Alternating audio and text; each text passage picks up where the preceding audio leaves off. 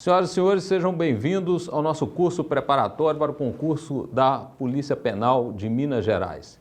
Eu sou o professor Dário Júnior, sou advogado criminalista, professor universitário há 17 anos, doutor em Direito pela PUC Minas.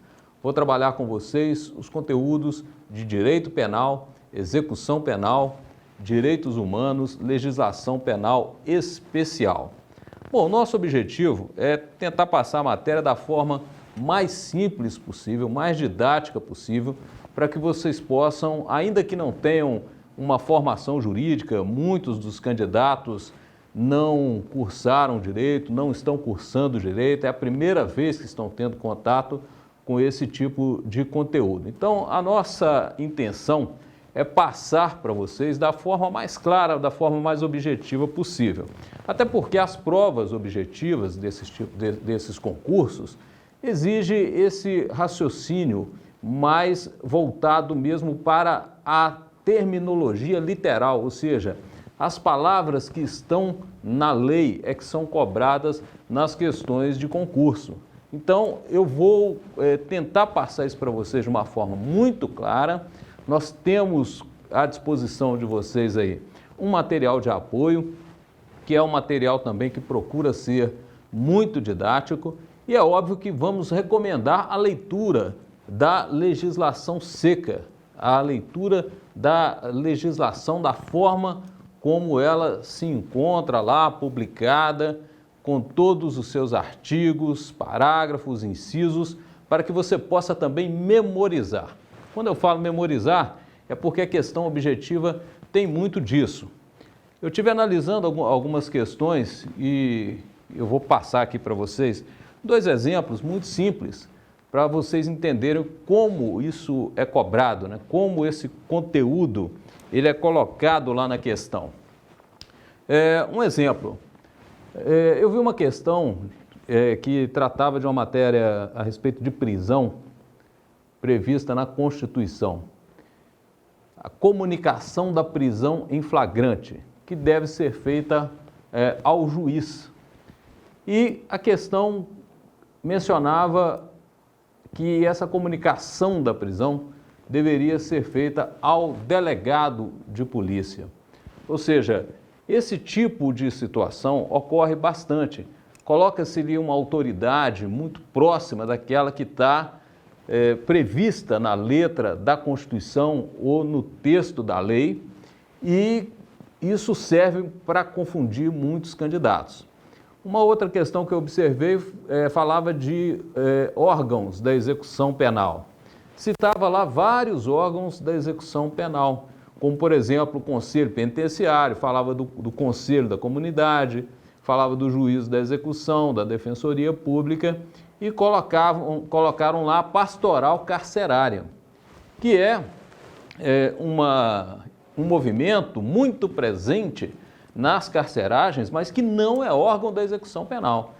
Então, esses órgãos da execução, aqueles que estão verdadeiramente na lei, são coisas que nós precisamos memorizar, justamente para chegar nesse momento a gente já não ter essa dificuldade de tanto a gente ler aquilo ali, de tanto ter ouvido aquele conteúdo. Então, é apenas uma dica, né, de como estudar para questão objetiva de concurso. Nós temos que ter essa percepção de que precisamos conhecer ali o texto da lei. Para isso, eu vou explicar aqui o texto da lei, vou falar de muitos textos e vamos comentar vários artigos, vários dispositivos de lei. Evidentemente que o nosso material de apoio vai ajudar o candidato, mas você vai precisar também ler a lei de cabo a rabo, do início ao fim, para que você compreenda como a lei está estruturada também. Isso é importante para a sua preparação. Conhecer visualmente a lei ali, aquela primeira parte fala disso, a segunda parte fala daquilo, a terceira parte já fala de outra coisa. Então, sempre que nós estivermos falando de uma lei, nós vamos chamar a atenção para essa forma também de compreender o que essa lei traz para a gente e o que ela representa em cada uma de suas partes. Então a gente vai começar falando do direito penal, alguma introdução ao direito penal. A gente sabe que muitos dos candidatos não frequentaram faculdade de direito, não têm formação jurídica e, inicialmente, nós precisamos passar alguns conceitos básicos. Vocês vão trabalhar na Polícia Penal. Polícia Penal, ela foi só recentemente inserida como um dos órgãos de segurança pública no artigo 144 da Constituição. Vocês vão ingressar em um órgão de segurança pública e nós precisamos ter em mente quando é que esse órgão ele vai agir, qual é a sua competência, qual é a sua incumbência. O policial penal, ele trabalha na custódia, na vigilância da pessoa encarcerada, da pessoa que está submetida ao sistema penitenciário. E isso implica da gente conhecer, né, como surgiram esses sistemas, o que significa o direito penal, o que vem a ser esse conjunto de normas, esse conjunto de leis, que é extremamente importante, né, para a vida em sociedade. Então, o direito penal, ele pode ser conceituado como um conjunto de normas que ligam ao crime como fato, à pena como consequência. Ou seja, aquelas pessoas com quem vocês vão lidar no exercício da polícia penal, aquelas pessoas que estão ali encarceradas, ou elas cometeram crimes ou estão suspeitas de terem cometido crimes. Ou seja, elas estão ali presas ou temporariamente ou para cumprir uma pena. A nossa Constituição estabelece que ninguém será preso senão em flagrante delito ou por ordem escrita da autoridade judiciária competente.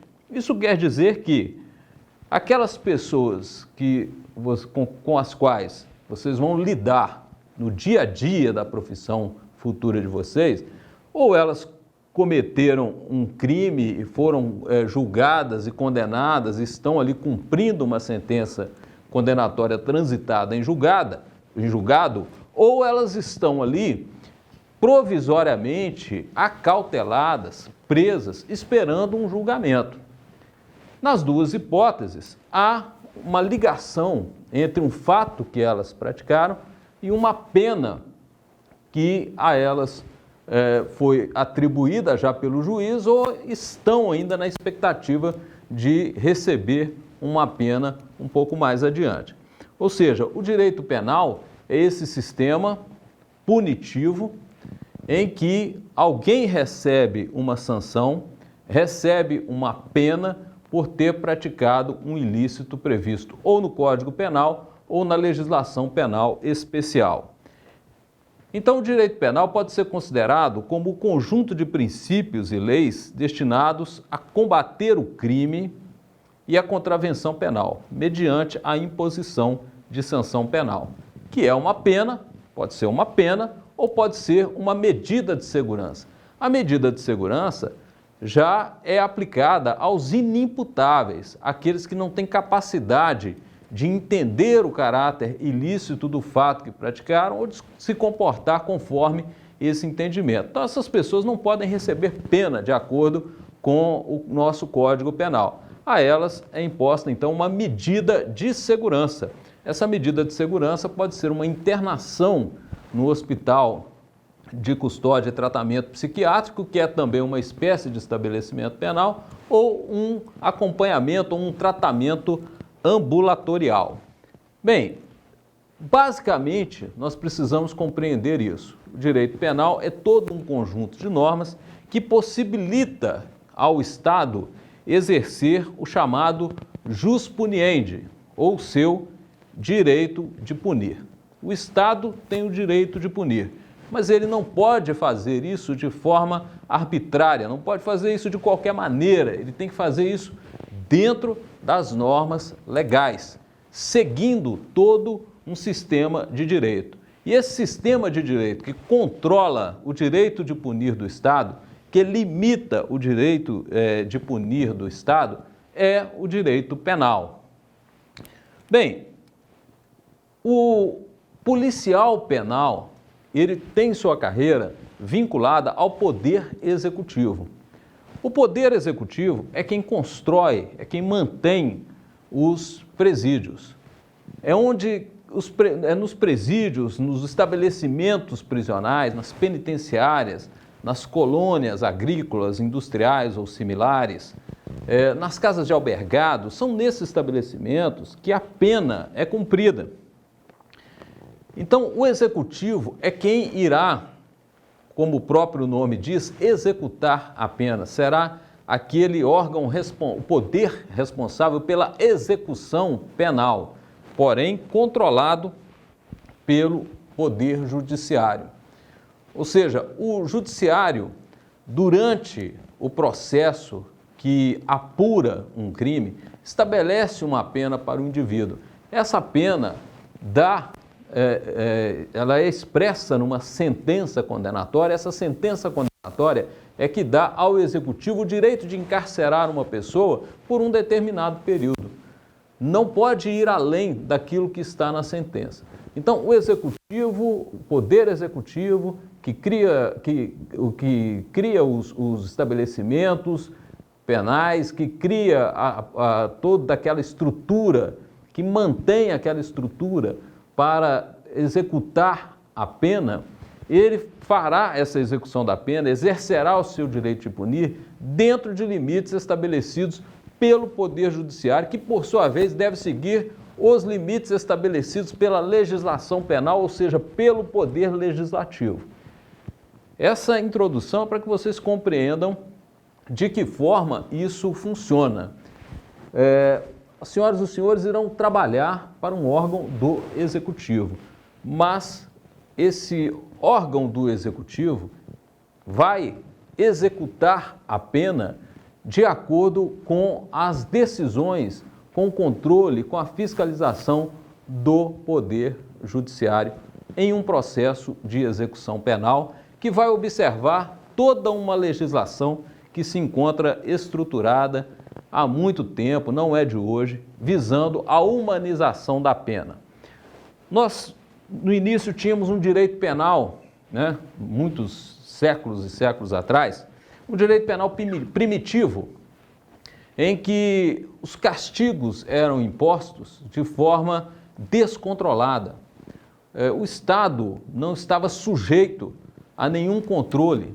Prevalecia muitas vezes a lei do mais forte. Quem aplicava a punição era o inimigo daquele agressor, era alguém da família da vítima que ia lá por ser mais forte, por ter mais condições, por ter mais armas, por ter mais guerreiros.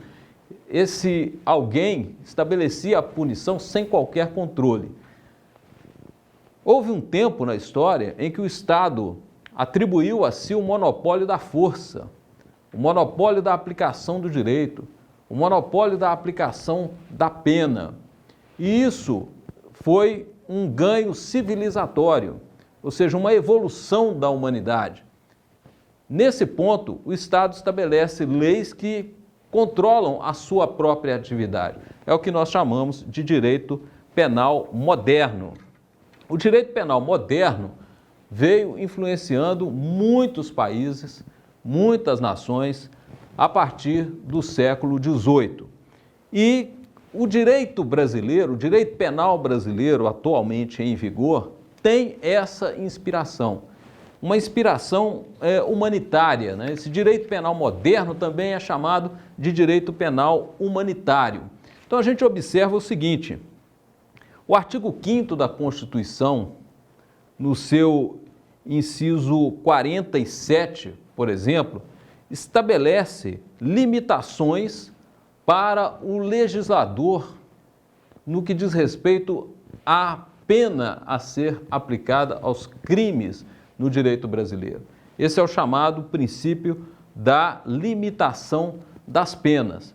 Ali nós encontramos regras muito importantes, por exemplo, que estabelecem que no Brasil não se admitirá pena de morte, salvo em caso de guerra declarada, nos termos do artigo 84, inciso 9 da Constituição. Isso está previsto no Código Penal Militar. Penas de caráter perpétuo, penas de trabalhos forçados, ou seja, ninguém poderá receber um trabalho forçado como pena por ter praticado um crime. Penas de banimento, ou seja, de ser banido do país e perder a sua cidadania. E penas cruéis, como castigos corporais, torturas. Ou seja, o princípio da limitação das penas estabelecido na Constituição é um reflexo do direito penal moderno no atual direito penal brasileiro. Então nós precisamos ter isso em mente. A pena a ser cumprida por qualquer delinquente, por qualquer pessoa condenada no direito brasileiro, deve ser uma pena humanizada. O direito penal, ele traz princípios gerais que precisam ser observados, como o princípio da legalidade. Ou seja, ninguém será punido por algo que não esteja previamente definido na lei como crime. Ninguém será punido por uma conduta que não esteja previamente definida na lei como crime. Isso está previsto no nosso Código Penal, no artigo 1º já do Código Penal, que diz que não há crime sem lei anterior que o defina e nem há pena sem prévia cominação legal. Isso está previsto também no artigo 5º da Constituição, que é o artigo que traz todas as garantias penais e processuais para os indivíduos. No artigo 5º, essa mesma regra se encontra no inciso 39. Não há crime sem lei anterior que o defina, nem pena sem prévia cominação legal. Isso quer dizer que todo o direito penal e também a execução penal está submetida ao princípio da legalidade, ou seja, a lei não poderá retroagir para prejudicar o acusado. Uma pena aumentada para um determinado tipo de crime só terá vigência, só incidirá sobre os fatos praticados depois da vigência da lei. Aquilo não vai retroagir aos fatos praticados anteriormente. Isso é o princípio da legalidade, da irretroatividade da lei penal que prejudica o acusado. Ao contrário, quando a lei penal é benéfica, ela retroage para beneficiar o acusado. Isso também é um aspecto muito importante que caracteriza o nosso direito penal. O nosso direito penal moderno ou direito penal humanitário, que é o direito penal vigente no Brasil. Como a Constituição estabelece a limitação das penas, diz os tipos de pena que jamais poderão ser aplicados no direito brasileiro, a Constituição também vai estabelecer as penas que são as penas permitidas, aquelas penas que deverão ser aplicadas. E isso é feito também expressamente como uma forma de garantia para o cidadão. Então, a Constituição prevê as penas de privação ou restrição da liberdade, a perda de bens, a multa, a prestação social alternativa, a suspensão ou interdição de direitos. Isso no Código Penal a gente encontra de uma forma um pouco mais resumida, um pouco mais direta. No artigo 32 do Código Penal, a gente encontra lá essa previsão de que as penas são privativas de liberdade, restritivas de direitos e multa. Há uma contradição entre o Código Penal e a Constituição? Não. Quando a gente observa no inciso 46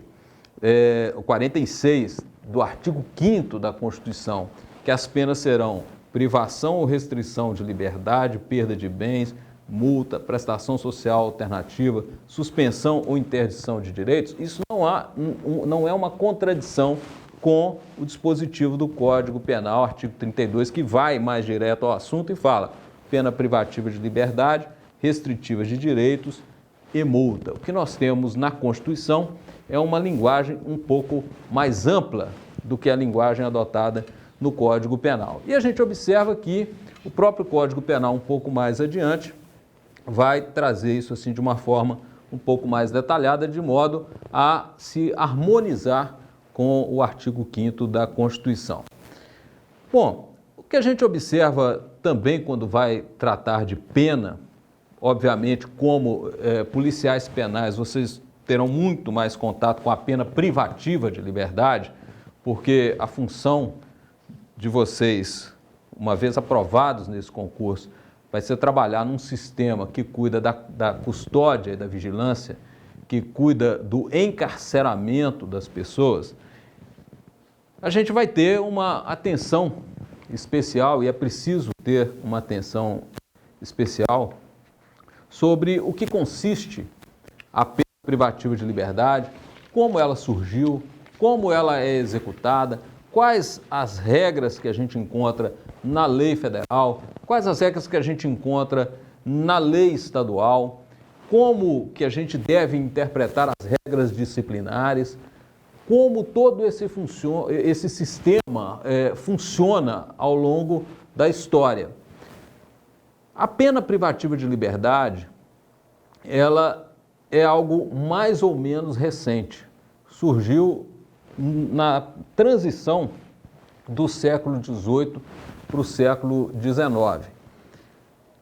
Antes, a privação da liberdade não era uma pena em si. A privação da liberdade era uma etapa prévia para a aplicação posterior da pena. Nos processos dos regimes absolutistas, que eram processos mais autoritários de aplicação de pena, nos processos da Inquisição, que também não respeitavam todas as garantias do indivíduo e aplicavam muitas vezes a pena de morte, a privação da liberdade, a prisão, era muitas vezes apenas preventiva. A prisão era uma medida cautelar para a aplicação da futura pena. Isso quer dizer que a pessoa ficava presa aguardando um julgamento para sofrer depois a pena, que muitas vezes era castigo corporal, açoites, mutilações ou a pena de morte, na fogueira ou por fuzilamento ou por enforcamento. O próprio direito canônico chegou à conclusão, que era o direito da Igreja Católica, era o direito que fundamentava a Santa Inquisição, chegou à conclusão de que era preciso humanizar as penas e entendeu a pena privativa de liberdade como uma forma de humanizar as sanções aplicadas aos seres humanos. Ou seja, ao invés de mutilar, ao invés de açoitar, ao invés de matar a pessoa como consequência de uma condenação, entenderam que poderiam evoluir e deixar a pessoa apenas encarcerada, ainda que de maneira perpétua, ainda que para sempre. Surge então a pena privativa de liberdade, ou seja, a privação da liberdade, que era no início ali apenas uma etapa anterior à condenação, à execução da pena propriamente dita, passou a ser ela em si a pena. E aí surgiram os sistemas penitenciários. Era preciso organizar na estrutura do Estado sistemas apropriados para o cumprimento da pena privativa de liberdade. Os primeiros sistemas penitenciários, eles previam a prisão celular, ou seja, o indivíduo ficava preso, isolado, sem qualquer contato com os outros internos. A maior expressão desse sistema de isolamento era o sistema pensilvânico, que foi criado nos Estados Unidos no início do século XIX. O preso não tinha contato com nenhum outro interno, ficava numa cela isolada e ele não saía para nada, apenas alguns momentos de banho de sol durante o dia.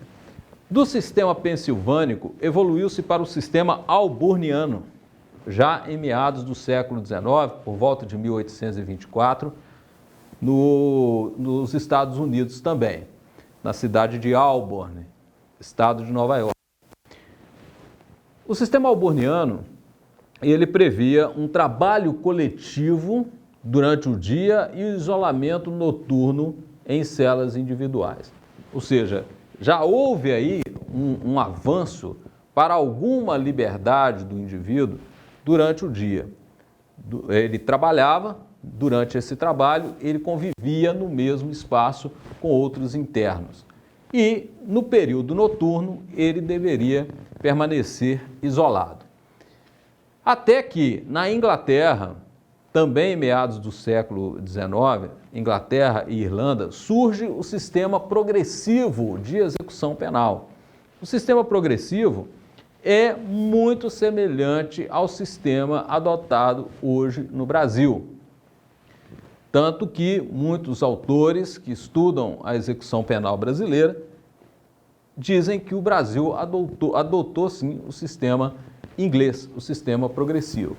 O sistema progressivo, como o próprio nome diz, o indivíduo começa a cumprir a pena num regime fechado, depois, com o passar do tempo e dependendo do seu comportamento no cumprimento dessa pena, ele progride para um sistema intermediário, que é o sistema semiaberto. E mais adiante, progride para o regime aberto, também levando em consideração o passar do tempo e o seu comportamento. O sistema progressivo, na Inglaterra, ele iniciava-se com um isolamento individual, depois passava-se para o trabalho coletivo, como acontecia no sistema alborniano nos Estados Unidos, e, por fim, criou-se o livramento condicional. A grande inovação do sistema progressivo inglês é o livramento condicional. Então, o que se difere um pouco do sistema adotado hoje no Brasil é que no Brasil nós temos o regime fechado, o regime semiaberto e o aberto, mais o livramento condicional, que não chega a ser um regime de cumprimento de pena, mas apenas a etapa final do cumprimento da pena, em que o indivíduo já não tem mais que se recolher a nenhum tipo de estabelecimento penal. Ele fica absolutamente livre, evidentemente, com a observância de determinadas condições impostas pelo juiz. Então, basicamente, de forma resumida e introdutória, a gente observa que o direito penal, ele evolui da vingança privada, da vingança primitiva, da lei do mais forte para o monopólio da força por parte do Estado, em que a pena é imposta ao indivíduo dentro de um sistema de garantias que não permite uma punição além daquela prevista na lei. E o indivíduo também estará submetido a um sistema progressivo de cumprimento de pena que premia o mérito, premia o bom comportamento e dá ao indivíduo a esperança de poder, ali naquele sistema, buscar um aperfeiçoamento, até mesmo como pessoa, no sentido de estudar, no sentido de aprender uma profissão. Nós sabemos que o sistema prisional brasileiro, ele não oferece totalmente essas condições. No entanto, há iniciativas, há estabelecimentos em que essa preocupação, ela é colocada em primeiro lugar e é oferecida ao interno, ao preso, ao indivíduo privado de liberdade, que esse é um termo que vocês vão utilizar muito, IPL, indivíduo privado de liberdade. O sistema, em muitas unidades, oferece a esse indivíduo a oportunidade de reformular a sua vida, né? De buscar um aprendizado, de buscar um estudo, de buscar uma mudança comportamental. Esse é o esforço do sistema penitenciário. O sistema penitenciário brasileiro sofre com falta de estrutura, sofre com superlotação, sofre com a precariedade em muitos pontos, mas em outros pontos nós passamos nos últimos 20 anos aí por muita evolução. E o surgimento da Polícia Penal é um desses avanços. A Polícia Penal veio para profissionalizar essa atividade do Estado que antes era exercida de forma muito precária. Bom, nós vamos encerrando então a nossa primeira aula. Continue conosco. Isso foi só uma introdução ao nosso assunto. Obrigado.